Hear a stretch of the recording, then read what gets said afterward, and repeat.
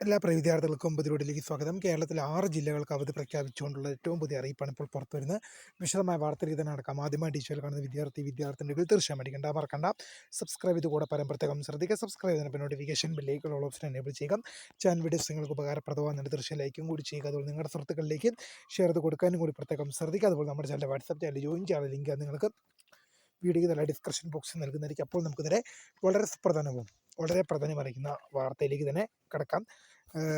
ജനുവരി മാസം 15-ന് 15-ാം തീയതി 6 ജില്ലകൾക്ക് അവധി പ്രഖ്യാപിച്ചുകൊണ്ട് പ്രാദേശിക അവധി പ്രഖ്യാപിച്ചുകൊണ്ടുള്ളതാണ് ഇപ്പോൾ ഉത്തരവ് ഇറങ്ങിയിരിക്കുന്നത്. നമുക്ക് നോക്കാം ഏതൊക്കെ ജില്ലകളിലാണ്. ഇടുക്കി, പാലക്കാട്, വയനാട്, തിരുവനന്തപുരം, പത്തനംതിട്ട, കൊല്ലം.